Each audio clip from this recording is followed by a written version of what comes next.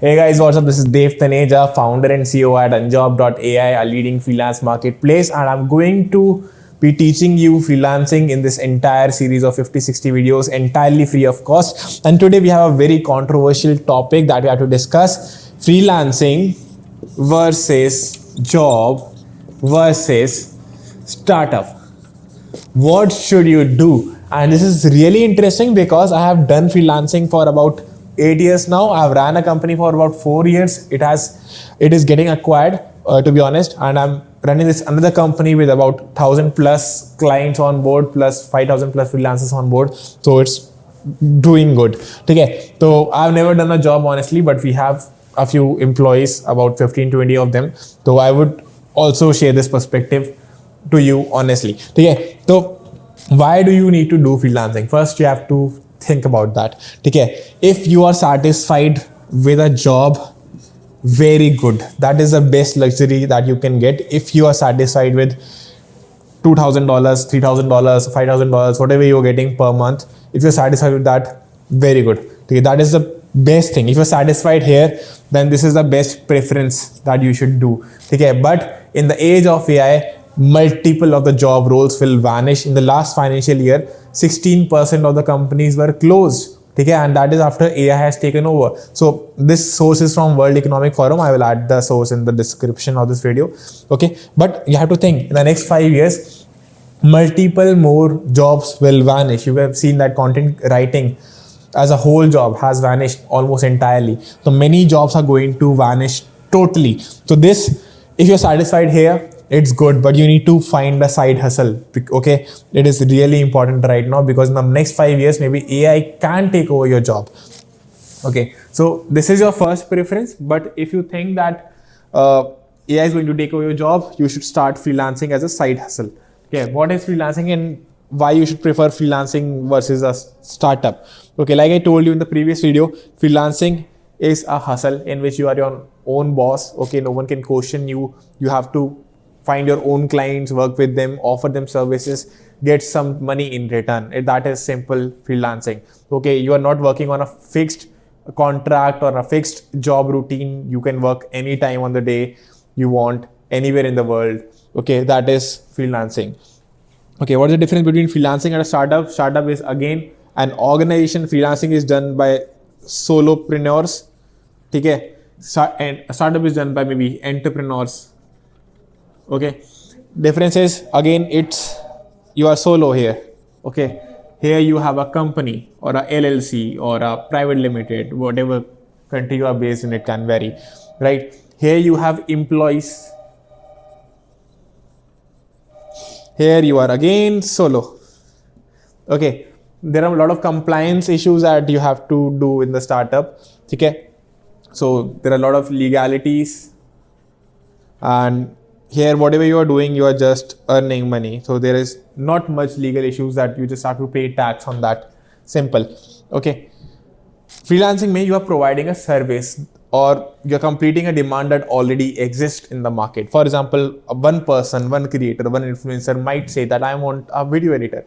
So you are providing him video editing services, and it's just a solution slash service to an existing problem or a demand that you're solving.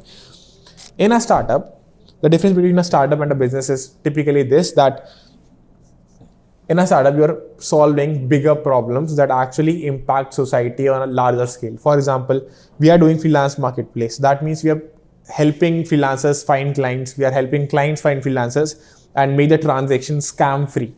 So that is a big problem because often freelancers do not do the work, or often clients run away with the money without paying full amount after getting the work. So we are solving that major problem on our platform. So that is a startup because it's solving a problem. Here you are meeting a demand and providing the service for it.